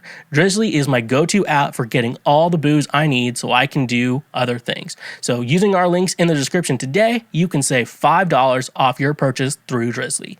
Drizly has proprietary ID verification technology that it provides to its retail partners that allow drivers to scan IDs for more than a barcode to make sure the purchaser is over 21 years old in the US and of legal drinking age in Canada. Retailers on Drizly may have a minimum order or delivery fee, so using our link in the description, get $5 off your first order with Drizly. And remember, when you use our links, you directly support this show.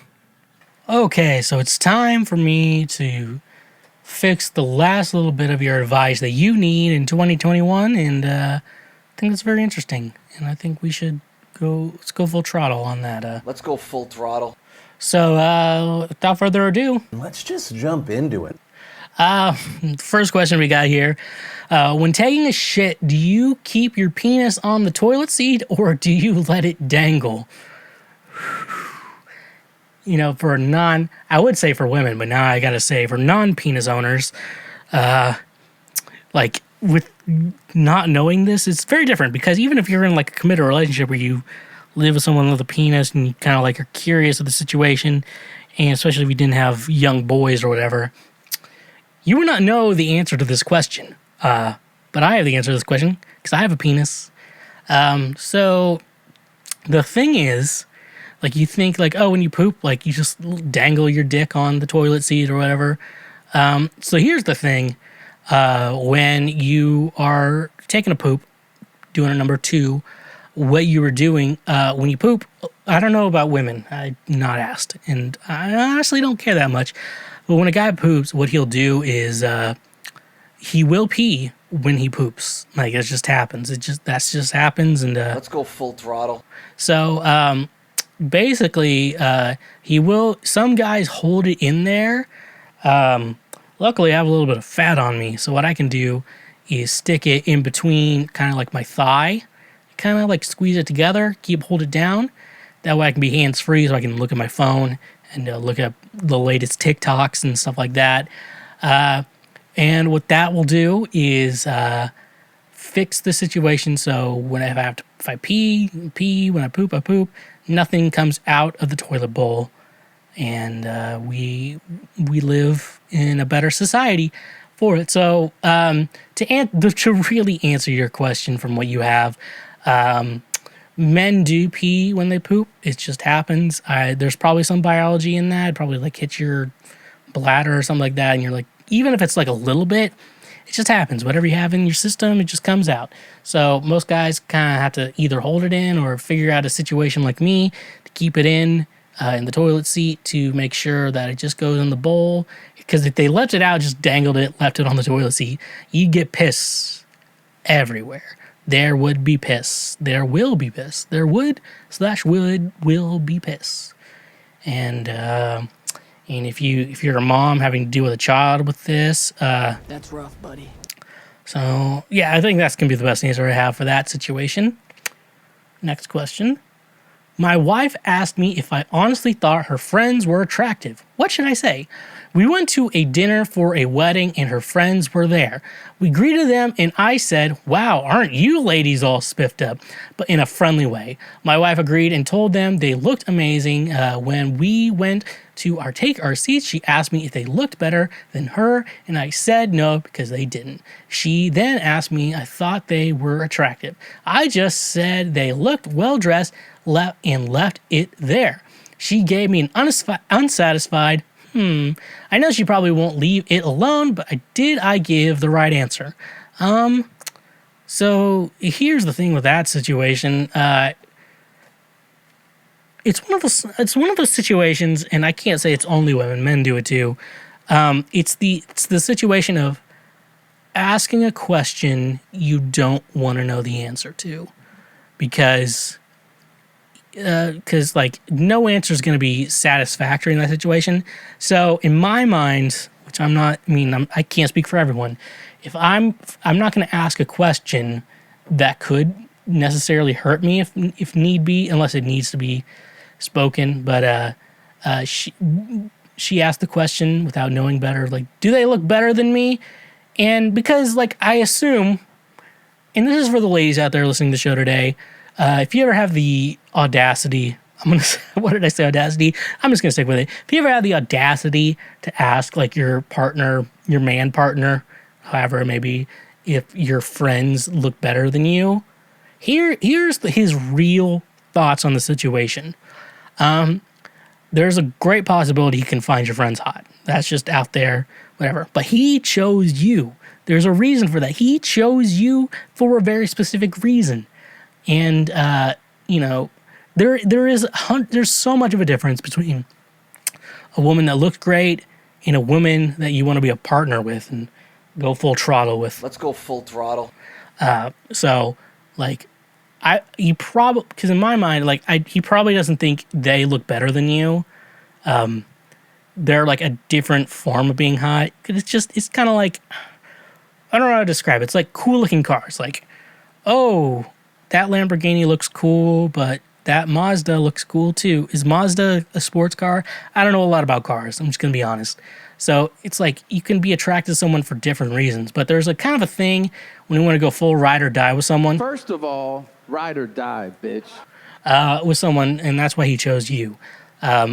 So if for the women out there, if you're going to ask your man, are they more attractive than me? Just don't ask that question. That's just going to be a good idea, because the answer could be yes and no. And the only appropriate answer the man's going to say is no, you're the best looking. And then you're going to think he's lying and do that. So just don't get into that situation. What I would say, what I want to say to the ladies out there is that your man chose you. And if he's full ride or die, he is not going to leave you. It doesn't matter if other women are hot as well as you. That's just how it is. It's hard to describe how to say that as a man, but there's a thing like for a man, is like being attracted to someone is one thing, but like committing to someone is such another thing. So should probably stop worrying about the whole being attractive type situation. Like, try to be attractive. That's just a cool thing to do. Because if he's a bad person, the neighbor boy will help you. But ladies, don't try to compare yourself to other people. And that's also a good sign for anyone in the creative field. Don't compare yourself to other people. That's just a good idea. So don't do that. Number 3. Why do guys buy OnlyFans pics like that when there are literally thousands of free ones online?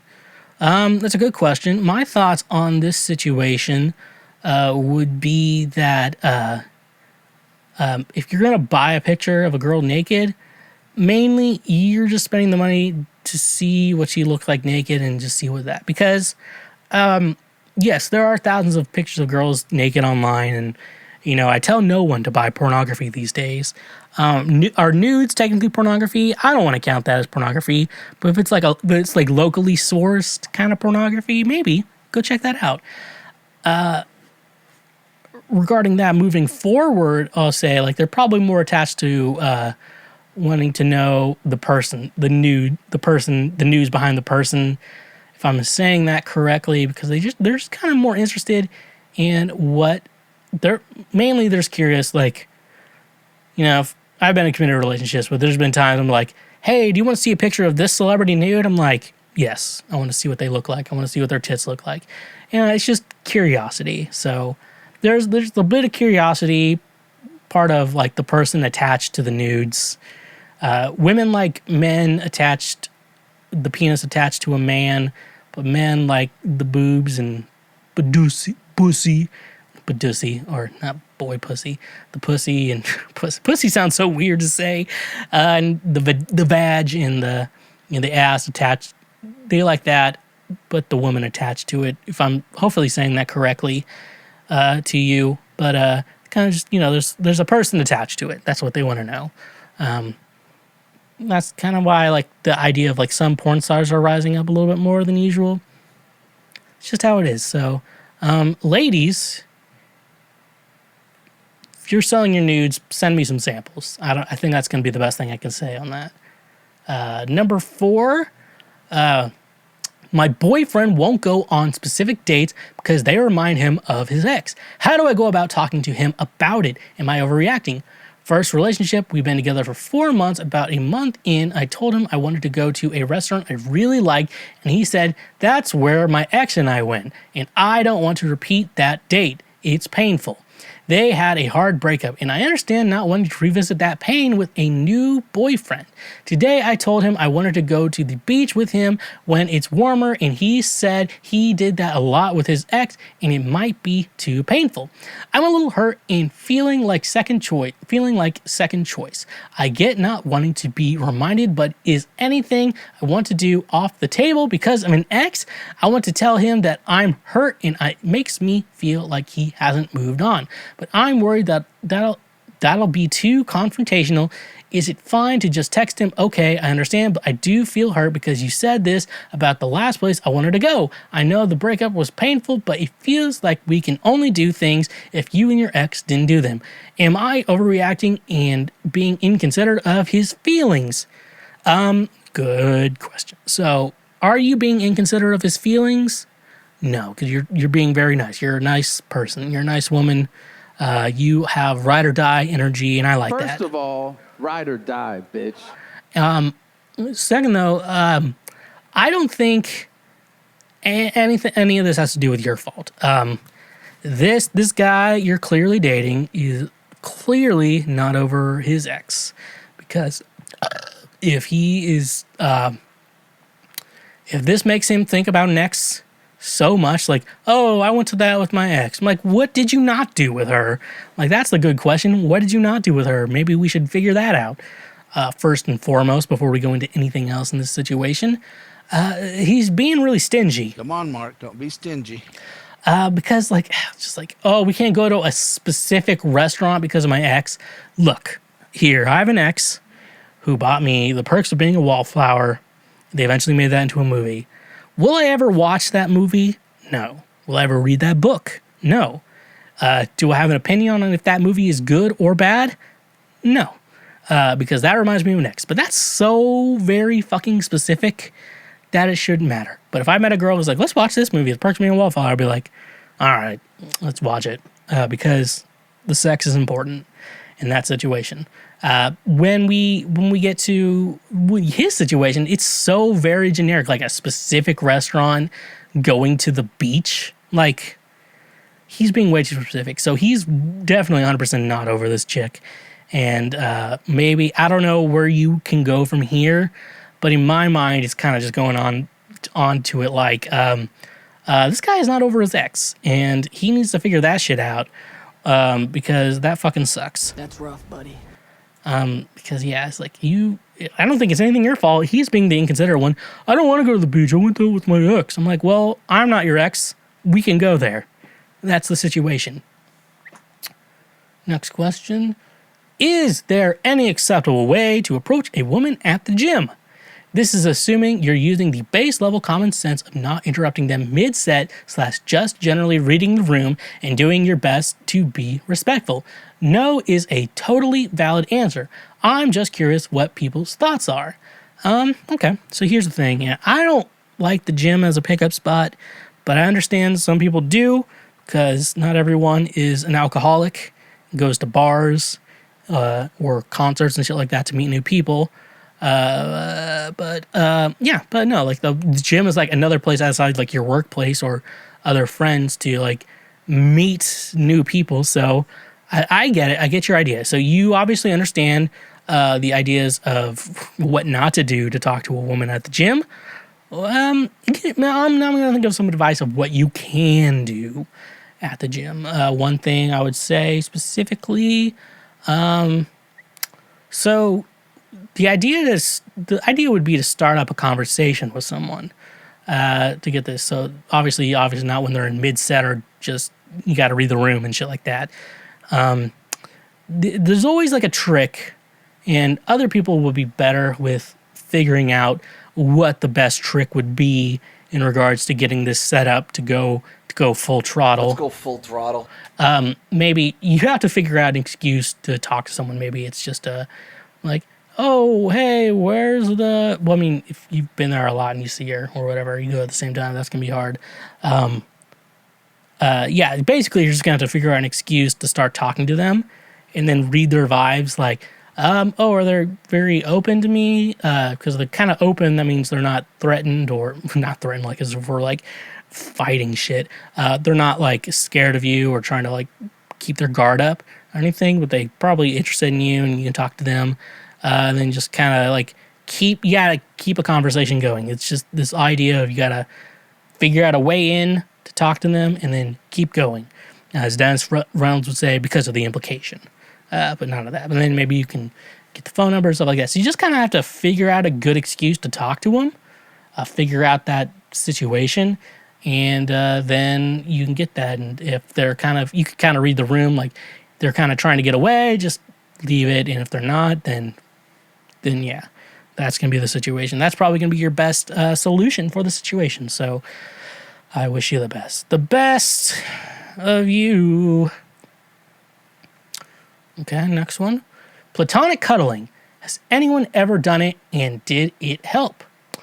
Read an article about how the lack of physical contact in modern society is part of the current loneliness epidemic that wreaking havoc on society. I was just curious if anyone here has ever had a cuddle buddy that was strictly platonic. Searched for older posts on the subject, and it seems like many people don't think it is really possible. The cuddle buddies they had always became romantic or were always a means to an end that would be sexual.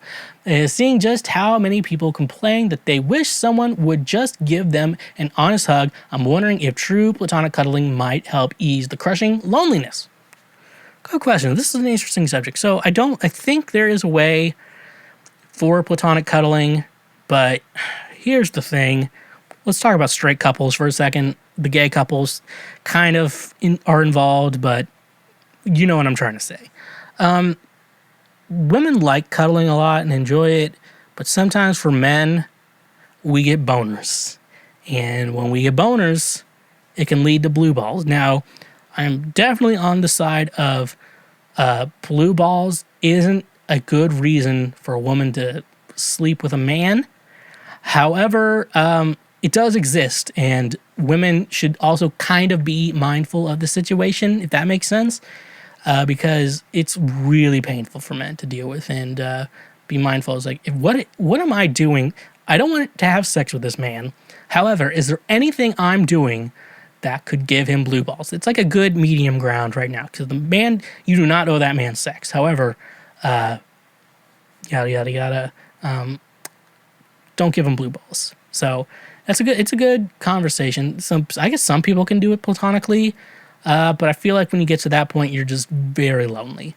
When you get to, for men though, eventually cuddling can lead to horniness, and that's the problem with that. Women don't understand. A lot of women don't understand that. So that's why this educational podcast is here for you today to help you in regards to that.